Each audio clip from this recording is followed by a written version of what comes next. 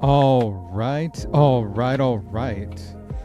So yeah, we are live on this Monday morning or early Monday, I guess. Yeah, I don't know if it's really morning anymore, but yeah, let's get into it. And yeah, let's get into talking about the stuff I want to talk about. So yeah, let's do it.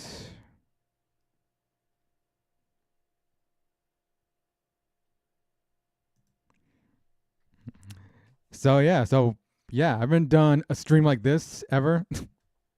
Just talking about stuff about like what I want to talk about. So yeah, it's mostly gonna be like movies, I guess, for I guess this sort of stuff. But today, of course, I will be talking about the Olympics. So yeah, I think I will be talking about sports also on here because yeah, I just want to talk about it. And I made another channel before or to talk about sports specifically, but yeah, I just wanted to talk about. I want to talk on here because it like the other channel. I just with having two channels, it's just like I don't know. I don't know if I can handle it that much, and I might that channel like the other channel might I might actually niche down to something more specific. But today talking about D23 and the Olympics. So we'll see how much I do this because I kind of want to do a weekly, but I don't know. It depends if there's stuff to talk about. So yeah, we'll see. We'll see what happens with all that. But I have stuff to talk about right here. I think usually I'll probably do these streams probably more like on a maybe a weekend, maybe a Friday. And I was gonna do this yesterday, but I decided like or I didn't decide, but I just like couldn't find the time yesterday for some reason. But we're here today on early Monday to talk about this stuff. So let's get to it. So we're gonna start off with the D23 stuff, which was over the weekend, and they had a panel on Friday night. I think it was like at the Honda Center in Anaheim. It's actually pretty cool the way it looked at like there. What I saw on Twitter because they don't live stream the panels, but there are leaks that came out of it, and I will get into some of the leaks later on, talking about like what the leaked trailers and they had trailers that went out on YouTube also. So yeah, I'm gonna talk about those also, or I'm gonna definitely talk about those. But I'm gonna talk about like the stuff that I'm kind of caring about the most because they revealed a lot. They revealed a lot at like D23 that panel with the Star Wars stuff and the Marvel stuff, and that's specifically what I'm gonna talk about because we have here the picture of this still picture of Skeleton Crew, which is the next Star Wars series that comes out in December. And they put out the first trailer to the series on Friday night.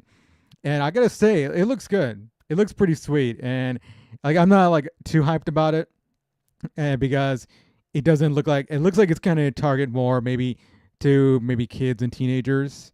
And that's what Star Wars is. They like they're targeting towards kids a lot. I know they target towards adults with Andor and all that, but Star Wars was originally meant for kids and young adults and all that. So I think that's what a lot of people failed to realize about Star Wars back in the day. That's who George Lucas was targeting. But of course, adults can like enjoy it too. But with the Skeleton Crew, it looks pretty neat. It looks pretty fun. It's got like a Goonies esque feel to it with the kids here, and yeah, the still shot we have like an elephant kid right here, but we have Jude Law and yeah, two other kids, actually three other kids. One is like a Lobot girl, like the character Lobot from Empire Strikes Back. So it's kind of interesting how that's gonna work out. But yeah, the trailer looks cool. So yeah, I watched the trailer. I didn't do a reaction to any of the trailers because I just didn't feel like it, and I just watched them on Friday night. But yeah, it looks cool. It looks cool. It looks very, as I said, Goonies esque, almost like a Spielberg type of family like sort of like film, I guess. Although there's a TV show, of course, and it's directed and show run by John Watts. So yeah, I'm looking forward to it. I mean, he did. I think with his Spider-Man stuff, he's done a lot. He did a pretty good stuff with that. And with here, it looks good. Jude Law, I think, is playing a Jedi, or at least the kid says like you're a Jedi, and I kind of have the feeling that it might like he might be a fake Jedi or something like that. But I don't know. I think like if he has like the if they're calling him a Jedi, he probably knows how to use the Force. So I think Jude Law kind of it's a cool casting for a airman. I think he probably fits the Jedi role pretty well. And one thing I found kind of like a kind of weird about it is that it looks like part of the show takes place in like a residential neighborhood in Star Wars. So yeah, it's kind of weird about it, but I kind of like it. It kind of like it brings you back to this type of like what we have in our real world can't exist in like this galaxy in Star Wars. So yeah, it's very familiar looking. So I do like that. Although I when I first saw it, I was like, oh damn, they're in a residential neighborhood. So I think Skeleton Crew looks good, and coming off of the Acolyte, I think like Star Wars needs something, and I didn't think the Acolyte was like really bad at all. Like I didn't think it was like totally that bad, but it wasn't all that good. It was definitely something that had a lot of promise to it with the story, because I think the idea of the story was definitely like it was kind of ambitious, and it could have been interesting, but it just wasn't executed all that well. It was actually very like executed kind of very poorly, in my opinion. So that was very disappointing. And also they had a great cast in that show. So yeah, but I didn't hate that show, but it definitely was kind of a downer. And Skeleton Crew coming out in December, I think. It definitely feels like a holiday season type of show. So yeah, I'm looking forward to it, and let's see how like it does here in December. So I'm looking forward to it. But man, the Star Wars show I'm definitely gonna be hyped about later is Andor, which I'm not. Where is my Andor? There we go. Andor. I didn't even for some reason the slideshow wasn't even wasn't going on me. But yeah, Andor, which is coming out next year, I think. They did some teasers for Andor. I think they definitely showed some footage that was definitely meant for D23. And the leak stuff, which we got right here, kind of grainy. Can't really see much, but they revealed some stuff like K2SO right there with Andor. At first, I thought that was like a still shot from Rogue One, but it definitely isn't. So K2SO, Alan Tudyk coming back to voice him, and I don't know if he's playing him, because I knew he played him in the movie. He did like the motion capture for him. So I don't know if he's on set or not. I don't know, but they definitely have the CGI that could probably make him realistic. So happy to see that. And then of course Ben Mendelsohn returning as Krennic right there. So yeah, when I first heard about this, I think it was like a couple months ago, I thought, okay, that's very fitting. You know we would see him in here. So yeah, that's cool. So Ben Mendelsohn at the top right, back as Orson Krennic. So I don't think him and Andor have any run-ins with each other. Probably, I feel like there's more like something that's gonna be like the two characters. I forgot what they're like the weird guy and the Imperial woman, and they might be together. I don't know. They might be like a love interest in next season, because they kind of came together at the end of last season. But I'm sure they're dealing with Orson Krennic in that. So and I don't know what the two other pictures at the bottom are. I think the one at the bottom left is the dude that was with Andor, and he's also in Rogue One. It's the same actor. I forget his name. I think it was like Melshi, I think. So he's not a big character, but he's someone who Andor escaped that prison with. So I think he's working on something. And then a few other shots, I think, with Luthen at the top right. And of course Mon Mothma. And then Forrest Whitaker returning as Saul Guerrera. So yeah, it's happy to see them all coming back, because they all were in the first season of Andor. Of course, Forrest Whitaker was in Rogue One. So yeah, of course we're gonna see him here. And yeah, Stellan Skarsgård, great as Luthen, and everyone talks about the monologue in the last season, where that was a great monologue. And man, like Forrest Whitaker and Mon Mothma, the actress plays Mon Mothma, Genevieve O'Reilly. She was really great as well. So yeah, very looking forward to these grainy pics right here. But I'm happy to see the show come back next season. And I know they said it's going to take place over 4 years. So like I think like last season they're going to have 3 episodes at a time, tell like a single story almost. Where I guess 3 episodes will tell like the first year, and then the second episode the second year or whatever. So yeah, we'll see. I know it's gonna be 12 episodes probably, but yeah, definitely looking forward to it. And in my opinion, Andor is the best show, the best Star Wars show on Disney Plus. It might be the best show on Disney Plus.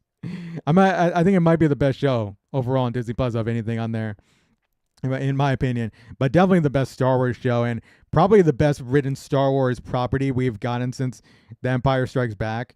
Because yeah, it is just that great, and I'm very much looking forward to this. So yeah, I'm hyped about it.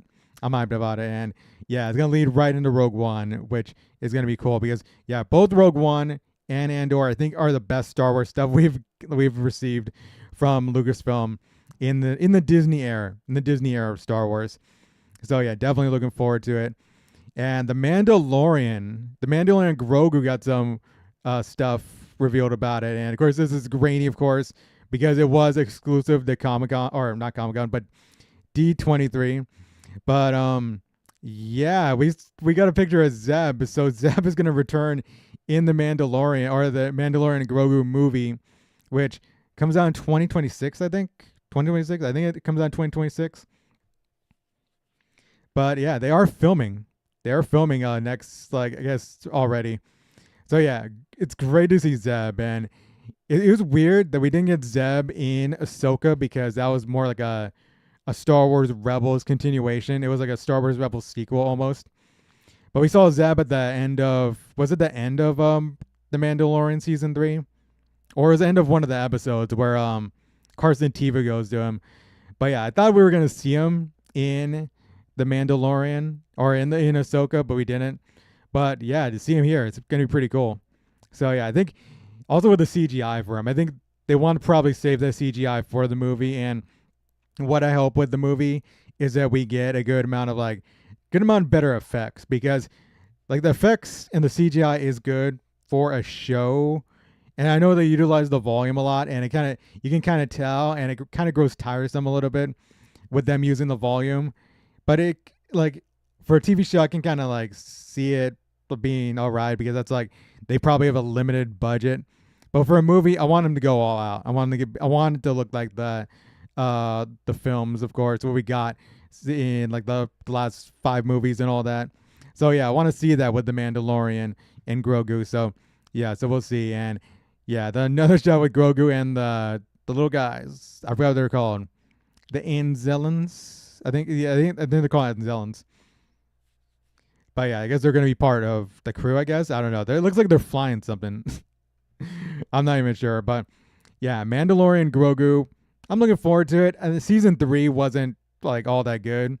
Like I didn't hate it, but it was definitely a big step down from season 2, because I thought season 2 was great and season 1 was really good as well. So yeah, hopefully with this movie it can step back up and all that. So yeah, we'll see what happens. And I think the only thing I'm kind of heartbroken about is like the loss of Carl Weathers. So yeah, Carl Weathers. Man, he was probably going to be in the movie, and oh man, sadly passed away earlier this year. So yeah, R.I.P. to Carl Weathers. So we'll see. They'll probably honor him in some way. I gotta expect they're gonna honor him. But yeah, I'm looking forward to this movie, Mandalorian Grogu, 2026. I think it comes out. So yeah, so we'll see. But moving on to the Marvel stuff, man, look at this. Look at that suit. Wait, my head's in the way. My head's in the way on the stream. I just noticed that. Glad I noticed it. But yeah, look at that suit on Johnny Storm, aka Joseph Quinn. So yeah, I like it. I like the suit. It's a cool photo. I think with Pedro Pascal as Reed Richards, I think this is how he's like. Well, it's definitely how he's gonna look. He's got that school teacher look, I think, which I think fits, because I think they put out a video on Comic-Con about him kind of like teaching a class. So yeah, but I like this suit. I like the suit that Joseph Quinn is wearing. It's a very like it's definitely got that very 60s feel, almost like a Jetsons feel. And I think they did wear it in the comics, I believe.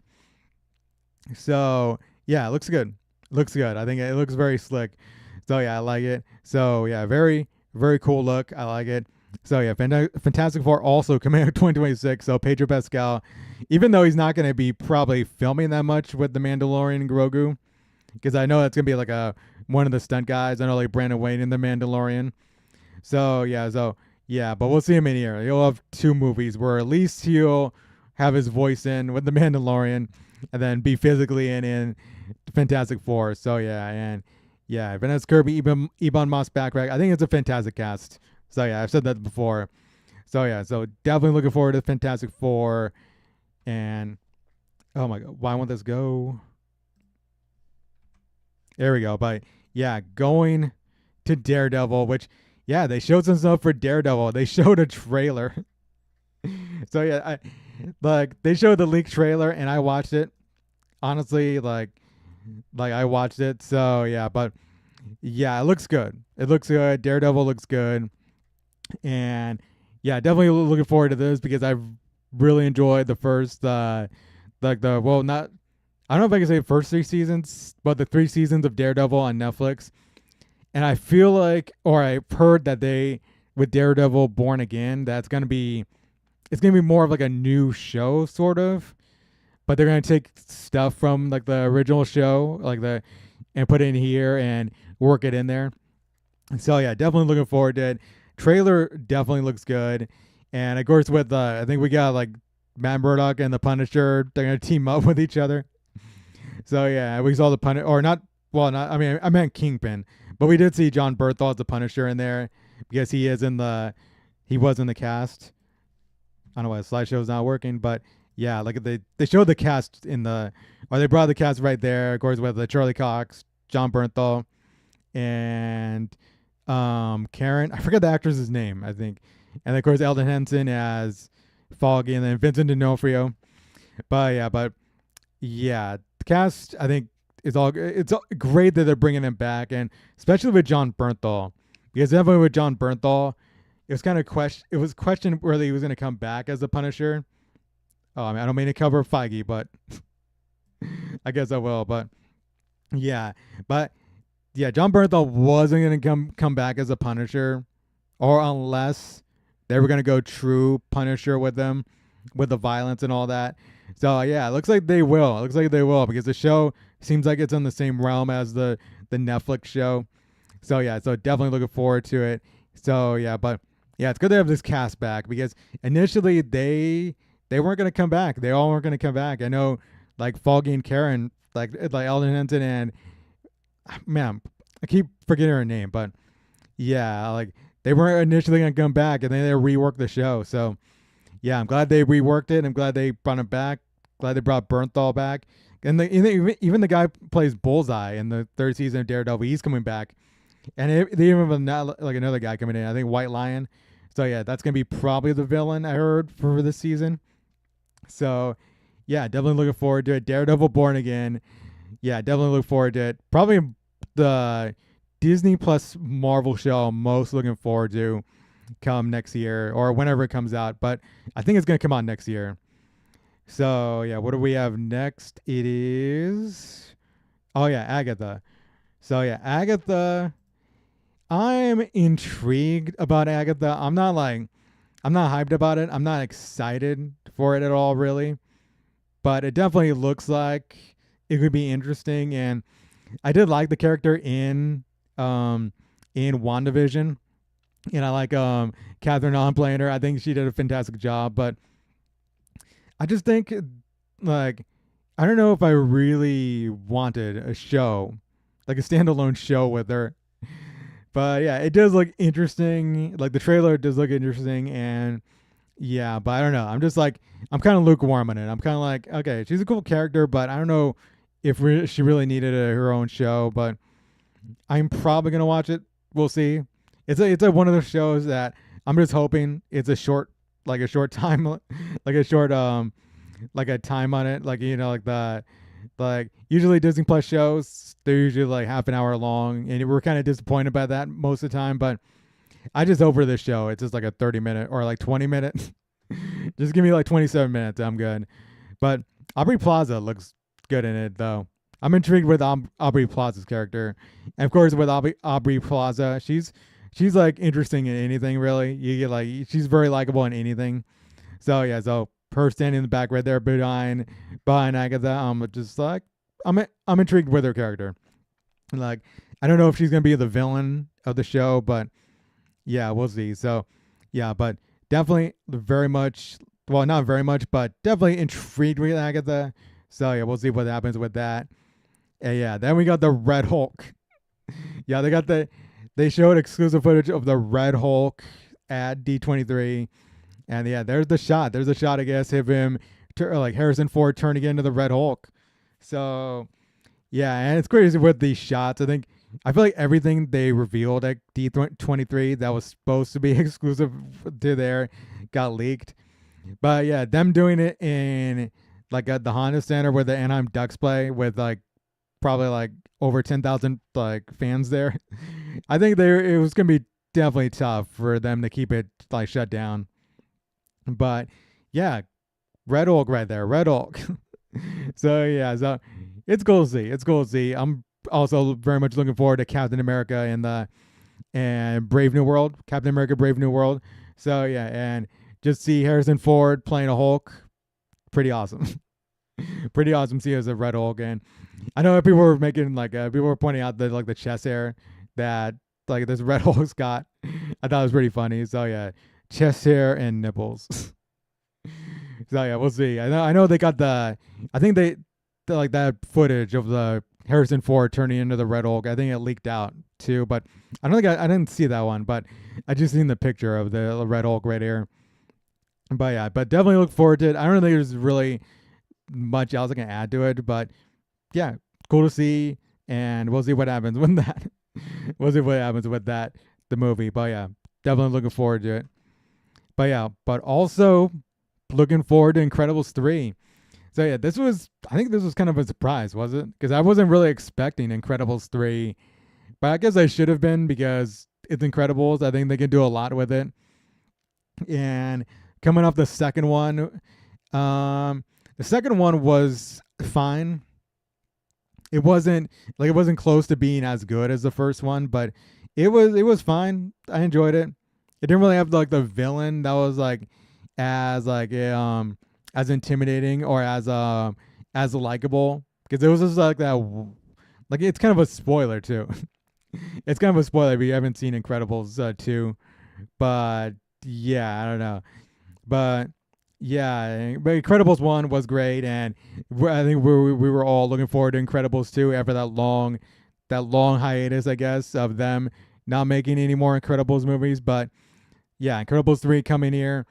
I just hope with Incredibles 3, I hope they age up the kids, because I do want to see the kids.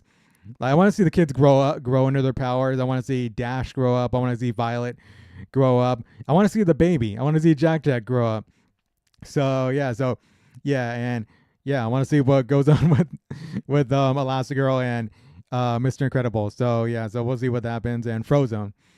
And also Incredibles are coming to Fortnite too.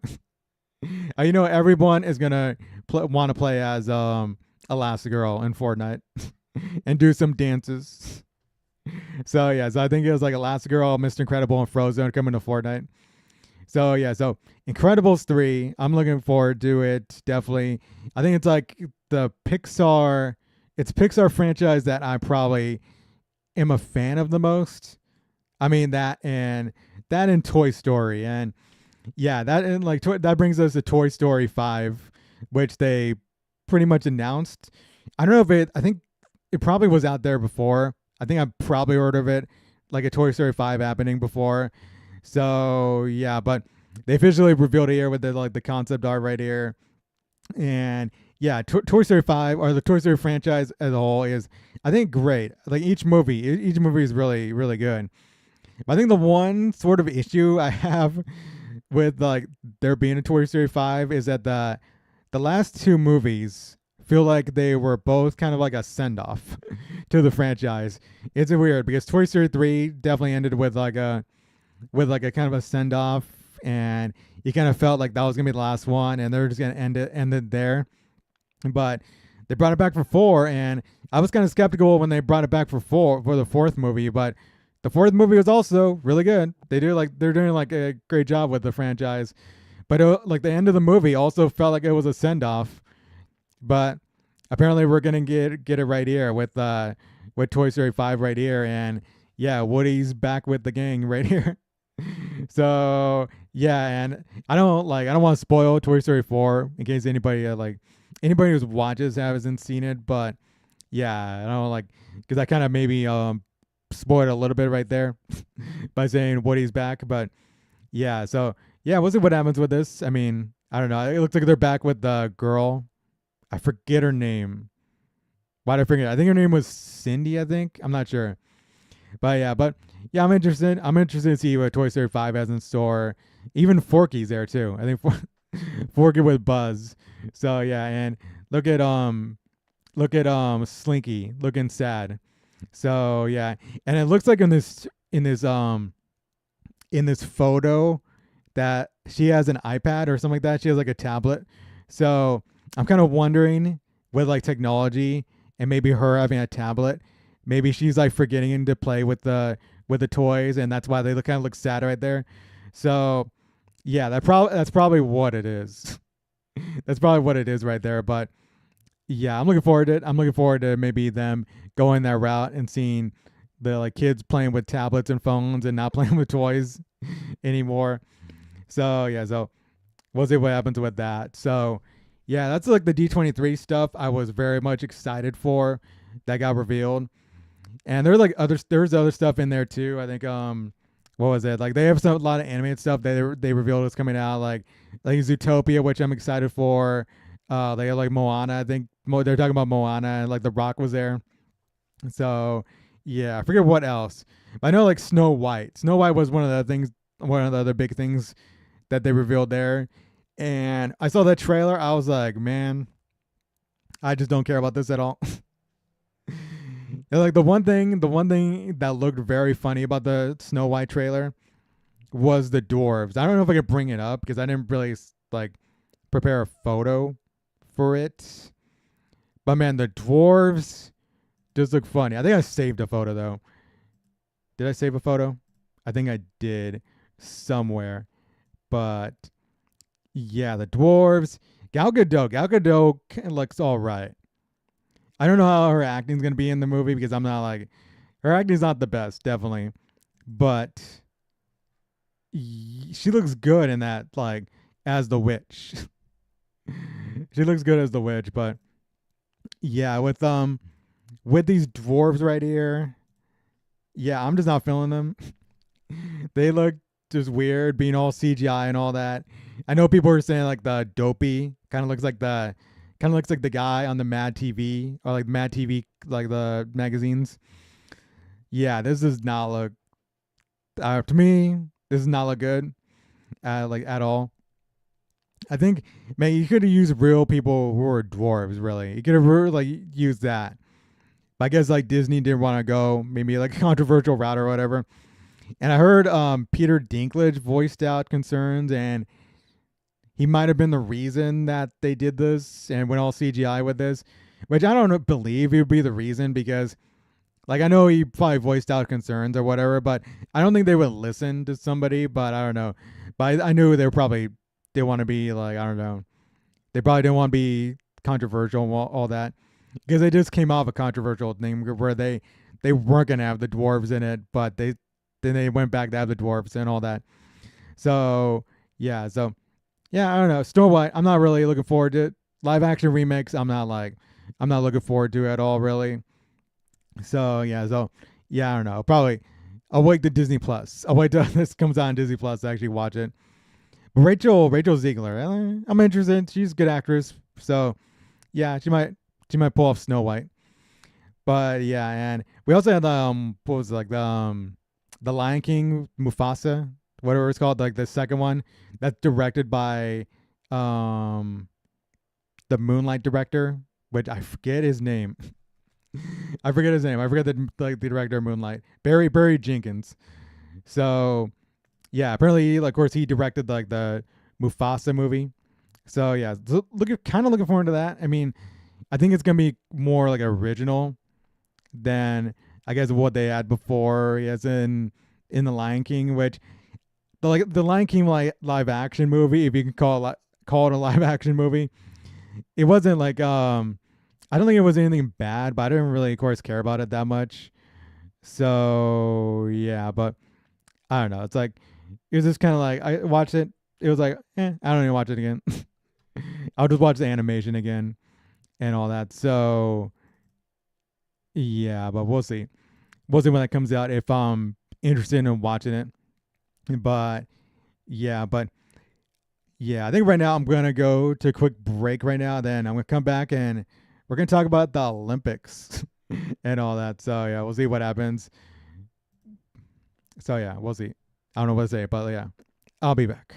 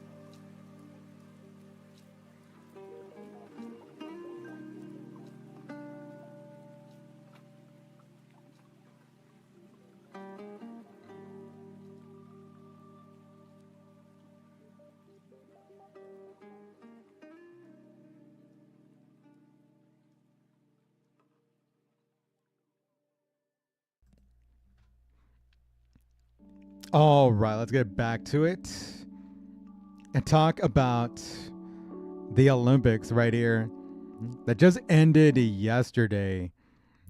But yeah, let's get to it with a little bit of Steph Curry right there. So yeah, so the Olympics just ended yesterday. The closing ceremonies were yesterday, the day I'm streaming right here. But yeah, they were good. I very much enjoyed the Olympics more than I thought I would. So yeah, I think like I kind of miss them. I kind of miss them today. They were exciting, and man, with like Steph Curry and then like USA basketball, LeBron James, Kevin Durant, man, they made it exciting by having these close games. I think that this is like the most I cared about watching like USA basketball in the Olympics. And usually I watch, but I kind of like tune out sometimes because most of the time USA blows out the other countries, of course. So yeah, and that's the way it was going early on in like the group stage and all that. And yeah, and they're blowing out countries. It was they're just routing these teams. But yeah, when it came down to these last two games, the semifinal and final against Serbia, they were down by as much as like 17 in that game, and you were like, man, are they about to lose this game? Because yeah, like it just like starts at a team. It's like the most star-studded a USA basketball team has been since the Dream Team with like Jordan and Magic and Larry Bird. So yeah, so I was like, man, this would be an absolute shocker if they lost the Jokic and Serbia. But yeah, they pulled through. And like, of course, Steph and LeBron stepped up in that game. Steph, LeBron, and KD. So they got through that one, and then France, of course, in the final. So yeah, that was exciting game as well. I know like USA had they pretty much had the lead most of the way through, but France was staying in it, and like they kept coming within like 6 or like 3. But man, what Steph Curry did at the end of that game, four threes at the end of the game. That was great. And I know like what I liked about it, like the people's reaction to it. If people were like saying, "Oh, this is how Warriors fans felt with Steph Curry draining these threes," and people just like being able to root for Steph Curry or whatever.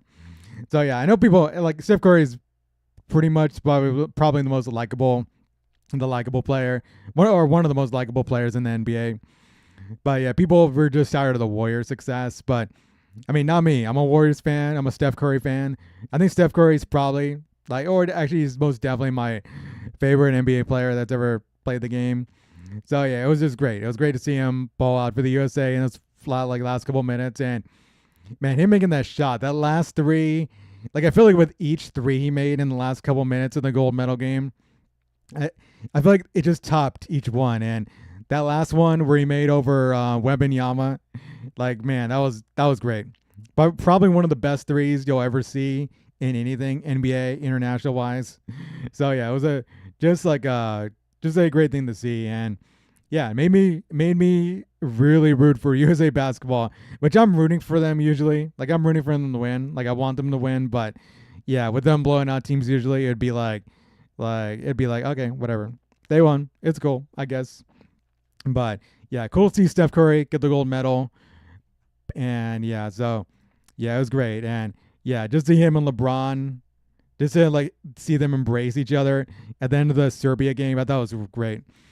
So yeah, and it's the last time we're gonna see these like guys together, like Steph, LeBron, KD, and yeah, and like of course we saw them. We like Steph and KD played, of course, with the Warriors, and they played LeBron in in those finals. So yeah, but just see all three of them right here, like all just deliver for the USA. So yeah, and yeah, I think like they might be all retired by the time the LA Olympics come in. I mean, Curry might be still playing. I'm not sure. KD might be still playing. I don't know. LeBron might be still playing. I don't know. LeBron's like 40. He could probably go to 45. I don't know. Like watch him be on the USA next, like in LA. He has Bronny with him there. He somehow gets Bronny to play on Team USA. That'll be funny.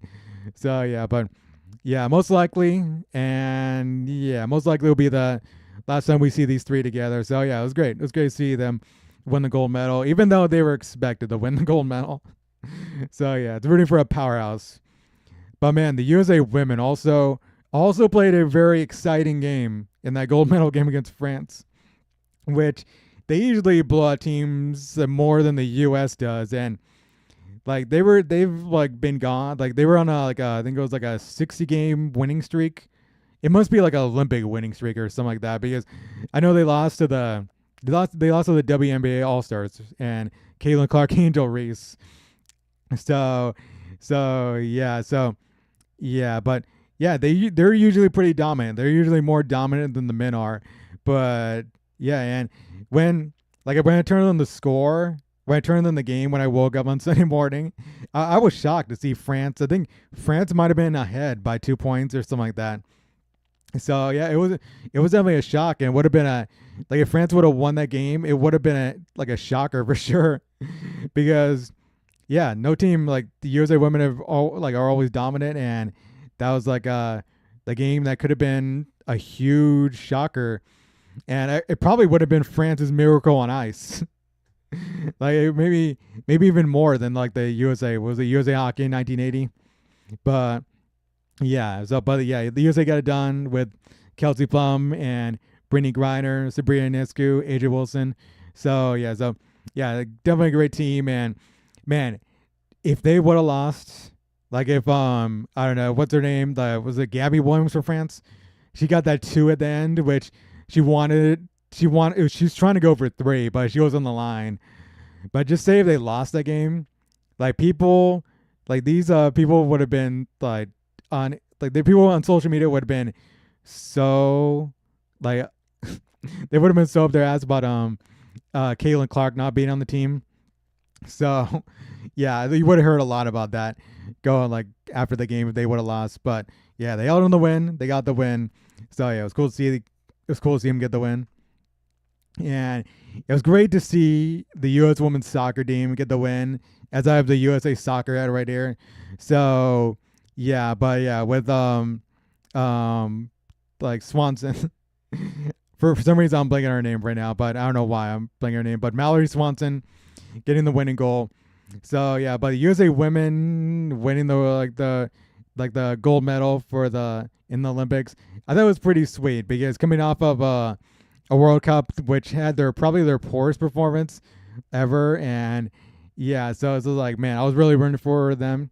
And with the soccer teams, I think those are that's what I kind of most care about in the Olympics as far as teams go, because I am a big USA soccer fan, and I was definitely really pulling for the women and the men in this Olympics. And of course, like the men, they got smoked by Morocco in the quarterfinals. They made it as far as I kind of thought they were gonna go. Like, I didn't really think they were gonna go that far, but I was kind of holding out hope that they would probably medal, maybe. But yeah, I was hoping that both teams would medal. And with the USA women, I'm definitely like pulling from to win the gold medal for sure, because I feel like with anything else but a gold medal is kind of like a disappointment. But yeah, they got the gold medal with Mallory Swanson's goal, and it was cool to see Mallory Swanson get the goal because she got injured before the last World Cup and she wasn't able to play in that World Cup. So just to see her deliver in here, I thought it was pretty cool. And just see all three of them, like the triple espresso right there, Mallory Swanson, like Trinity Rodman and Sophia Smith, like they're electric out there. They're electric. So yeah, they were great. So yeah, they like to see them. I think they're gonna be dynamic for like many years to come. So I think they're all pretty young. I think Mallory Swanson is probably the oldest. I think she's 26. So yeah, but yeah, they're great. So it's cool to see USA women's soccer get the gold medal. I mean, of course, Alyssa Nair was great. She made fantastic saves. Like, she made one fantastic save with their like punching away the ball against Brazil in the gold medal game, and then the foot save against Germany in the semifinal. But yeah, it's great to see them win because yeah, I think with the U.S. women's soccer team, I think it's like the team I most care about in the Olympics. So yeah, happy they got the win. I was happy that Emma Hayes being a former like Chelsea women's manager, and me being a Chelsea fan, like I was happy that she was hired by the like USA to coach the women's team and lead him to the gold medal, and just her 10th match in charge. So yeah, it's cool to see. It's cool to see that it took a former Chelsea manager to come in and lead the USA women to success. So yeah, that's pretty cool. And she was definitely emotional after the game because yeah, she feels very connected to the US. So glad to see that. And yo, the men got to hire Pochettino. I know Pochettino is kind of like one of the leading candidates for the men's team like manager. So yeah, he coached Chelsea last season. So yeah, bring him in, USA. I want to see it. So yeah, very happy the USA woman got it done. So yeah, I need another sip of water. My voice is going out.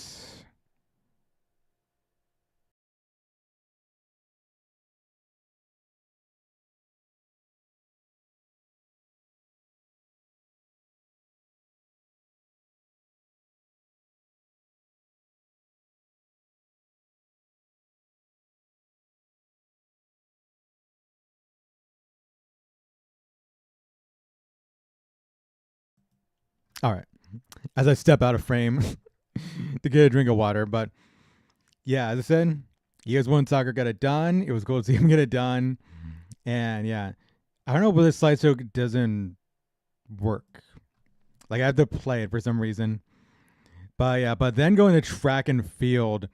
So yeah, track and field is one of the other events I really like watching. Of course, it's one of the mainstays in the Olympics. But yeah, track and field's exciting to watch. And man, Noah Lyles.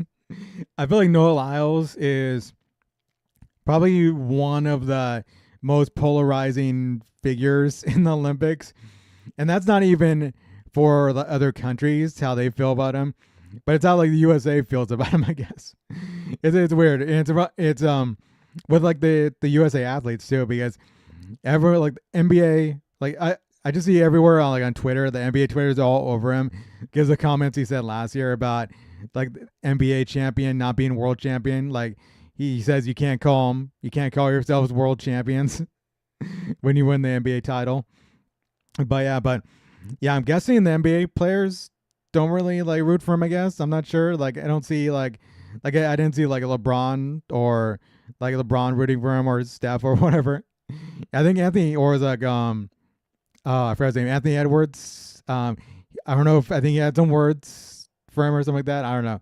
I thought I heard he had words for him, but yeah, it's so weird. It's so weird to see all that and that. But I like Noah Lyles. I like what he brings to it. I like the personality he brings to track and field, and yeah, him winning that 100 that was close, and I was nervous. I was pretty nervous before that because I really wanted him to win, and I know a lot of people probably don't like how he gets like comes out of the entrance and him all fired up. But yeah, I like it. I like what he brings to it. So yeah, just him winning the 100, just like barely right there by like a nose or something like that. And I know they go for like the chest. I think they count whoever's like chest, like body or torso gets like past the line first. So even the announcer called it for the Jamaican runner.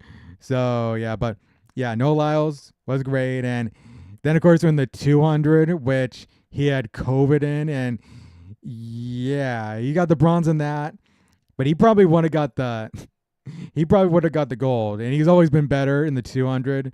So yeah, it was like man, like if only he didn't have COVID. But I'm also kind of thinking maybe he shouldn't have ran when he had COVID.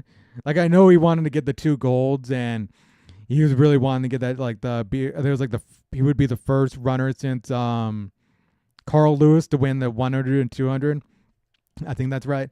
So yeah, I was rooting for him to get that, but he didn't. But yeah, he would have won because I mean, having COVID and he has asthma too, that can really affect you. And he was really affected after that, like before or after that race. So yeah, but yeah, definitely really rooting for him. And he missed out on the relays too. And I don't know, maybe they probably needed him because they messed up in the 4x100 relay. So but yeah, of course, one of the other like people I've been excited to watch in the Olympics was Sha'carri Richardson, and she won silver in the 100, I think, in her 100, and then this is when she finished out as anchor in the relay, the 4x100 relay.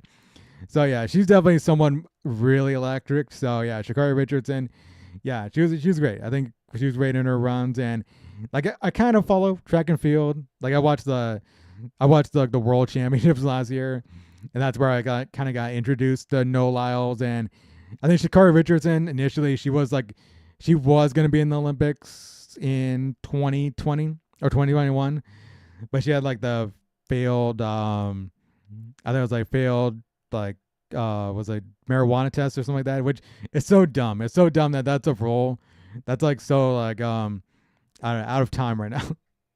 That should not have been a role. That she should have been in the Tokyo Olympics. But yeah, but because of that, it's happy to see her in this one. Happy to see her get the gold in the relay. So yeah, and man, like the relays, like they were good. Like they were good. I think USA took 3 out of 4 of them because like they won the women's 4x100 and then both 4x400s. So yeah, but the 4x400s were like, I mean, they were dominant by the U.S., especially with the women, and especially by McLaughlin. Why am I blanking on her first name? Cindy McLaughlin. I think that's how you say her last name. So yeah, she was electric too in those like races because she did the hurdles, and man, she won those like very, very, very like distancing herself from everybody. So yeah, she's great. She looks like a model too out there. She's like a supermodel that just like runs super fast, faster than everybody. So it's crazy and crazy to see her like get that gap in that 4x400 relay. So yeah, that was a hell of a race. Like the USA ran because when it ended, they were they were like way ahead of everybody. So yeah, and this was with 3 laps to go. And right, I think without the hurdles, that's almost like a weight that's lifted off. And even with her winning by a lot with the hurdles, without the hurdles, that lifts the weight off her shoulders, and she just like like runs past everybody. So yeah, that is a crazy gap right there. That is a crazy gap. So yeah, great win by like the USA women's right there, the USA women's hurdles right there. So yeah, it was great. And of course, gotta mention Simone Biles, and it was cool to like watch the gymnastics. I think like gymnastics is always fun to watch. I think the one thing about the gymnastics is I don't know, like I want to be able to judge because I like with me I'm just like everyone's gonna like if no one messes up if if no one messes up or if someone doesn't mess up obviously messes up, then I would just give them a 10. So yeah, definitely Simone Biles, definitely one of the stars, probably the star of the Olympics because she even came out during the closing ceremonies to carry the Olympic flag. So it was cool. It was great to see her win those the two golds. I think was it two golds? I'm not sure. I think it was or three golds and a silver. But yeah, I don't know if I can really add to it, but she that was great, and the athleticism that these gymnasts show, just are great, are out of this world, and I just think that's what makes Simone Biles probably the goatess of goats because yeah, these gymnasts are phenomenal athletes. So yeah, they're all pretty much goated athletes. But there's some like bad news that came out of the last couple of days with gymnastics because what was it, Jordan Biles has to give back her bronze medal that she won in the floor, the floor individual, which I think Simone Biles took silver, and then the Brazilian girl Andrade won gold. But man, this news coming out, which was just why? Why are you gonna take away a medal from her? Which she didn't do anything wrong. She actually got the score she deserved to get, but apparently with when she did the floor individual, I guess initially she was fifth, and then her coaches did an inquiry with the judges to reassess their scores, and the judges came back and actually said they did an error with their scoring, and they moved Childs up to bronze when I think it was a Romanian girl that was gonna have bronze before. So yeah, but then they came back a couple days ago. I don't know why they came back. I don't know, I don't know if Romanian, the Romanian gymnastics organization or whatever, wanted to challenge it, but they came back and said that inquiry was done too late in the competition, and because of that technicality, they have to take back Biles' bronze and give it to the Romanian girl. I guess I don't know. And that is so dumb. So yeah, but yeah, I mean, if it was me, I wouldn't give it up. I locked that up in a safe in my home, and I know she's already back in LA because then she goes to UCLA. So I would lock that up in a safe in my home and be yeah, try to take that out. You would have to arrest me to get back that bronze. So yeah, but that's kind of sad. It's why are we doing this? Why are we doing this? Why can't they just give the other girl who I guess they want to have the bronze, I guess the Romanian girl, just give her a bronze medal also.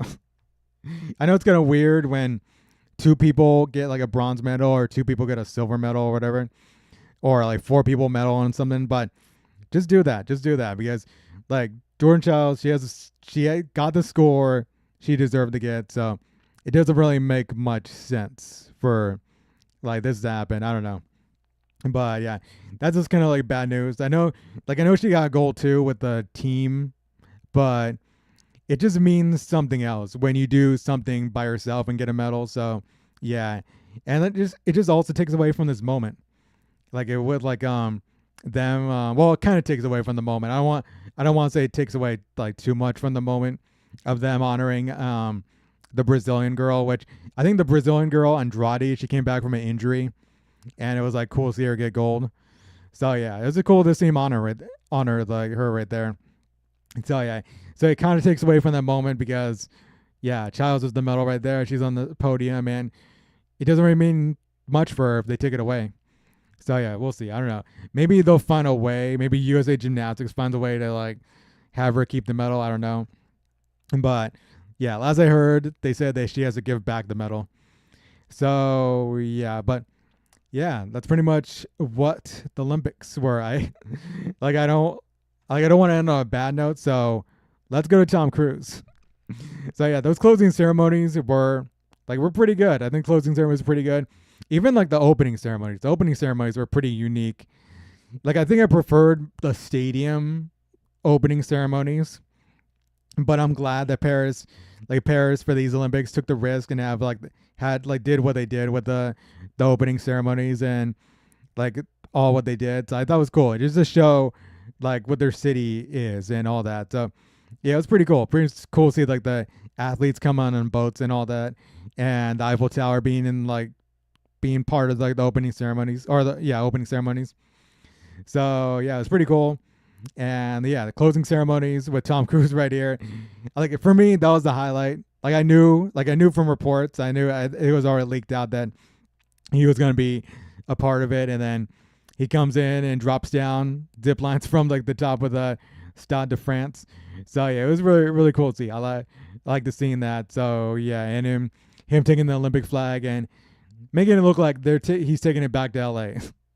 Because I know they filmed the L.A. part like before, but yeah, Tom Cruise, one of my favorite actors, of course, in Mission Impossible, and yeah, it was cool to see that happen. And they had a little concert on the beach in LA with Snoop Dogg and Dr. Dre and Billie Eilish and the Red Hot Chili Peppers. So yeah, that was cool too. It's kind of like I think they always do it where they like show what's in store for LA. I guess they give the next city that's gonna host like a chance to like be part of the closing ceremony. So it's pretty cool. It's pretty cool. And yo, Snoop Dogg he's pretty much a mascot for the Olympics. At least for like the USA side. He was like a lot of USA events. So yeah. So yeah, he must like teleported back to LA. Cause I remember seeing it was like he was in Mike Tirico, I think the night I don't know if it was like the night before the closing ceremonies because maybe that was taped before. But yeah, like I saw him there and then all of a sudden he's in LA doing like the beach concert with Dr. Dre. So yeah. So yeah, it was cool to hear Dr. Dre and Snoop Dogg in their music. They should be a part of the opening ceremonies in LA at the Coliseum. So yeah, like them, Ice Cube, like they should be there. Like who else is LA? Who else is kind of like LA? I guess they can get anyone. It would probably be similar to what they did for the Super Bowl when it was in LA. So yeah, just have Eminem there, have Mary J. Blige. So yeah, but yeah, they'll probably have Billie Eilish there too. So yeah, they'll probably have anybody who's in the scene because LA is pretty much a music scene as well as a movie scene. So yeah, you'll probably see Tom Cruise there still. Tom Cruise like jumping off I don't know where he would be jumping off. He'll probably be he'll probably skydive into the Coliseum with the Olympic flag. That's what I think he'll probably be doing. Like 60-something-year-old Tom Cruise jumping from like an airplane into the Coliseum. So yeah, that'll be cool to see. I think that's possible. We'll see that in the next Olympics. So yeah, Paris Olympics were great. I mean, I didn't really mention the controversial stuff. There's some controversial stuff, I guess, that people were trying to make controversial, even though they really weren't. Like the Algerian boxer that they made people like transphobes were complaining about her being like they're trying to call her transgender when she really wasn't. She actually wasn't transgender, and they were like, it's no fair and all that. So I was like, okay, what are we doing here? So yeah, but I didn't really want to talk about that. But yeah, it was cool. It was cool. Like the Paris Olympics, I think were pretty fun. It was probably one of my favorite Olympics to watch.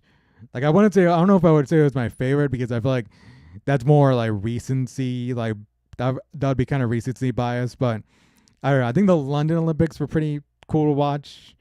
Like I don't really remember, but yeah, but these ones are cool. I think with USA Soccer winning the gold medal, USA Women's Soccer winning the gold, and then the basketball teams being into the basketball actually for like those like games, I thought was pretty cool. So yeah, LA Olympics in 2028. I don't know. That might be cool to check out. The traffic in LA is gonna be horrendous, and then 2028. I know I've heard from like some people saying like they're gonna take vacations. They're gonna take 2 week vacations out of LA for people who live there. They're gonna be like, yeah, traffic's gonna be horrendous there. So yeah, but that's gonna be exciting to see what happens with that. So yeah, and of course World Cup is in 2026 also. So a lot of U.S. international events coming. So yeah, I'm definitely excited for the World Cup. Probably like coming first in 2026. But yeah, I guess that's it for all this talk here about D23 and the Olympics. So yeah, but it was cool. It was cool to see. It was cool to talk about all this, I guess, on this stream. Even though, even though my voice is kind of lost now, like my throat's all dry. But yeah, it's cool. I'll probably do this again sometimes, like next week, I guess, talking about stuff. But yeah, we'll see. But give me your thoughts on the D23 reveals with Marvel, Disney, Star Wars, Pixar, and give me your thoughts on the Olympics. What was your favorite?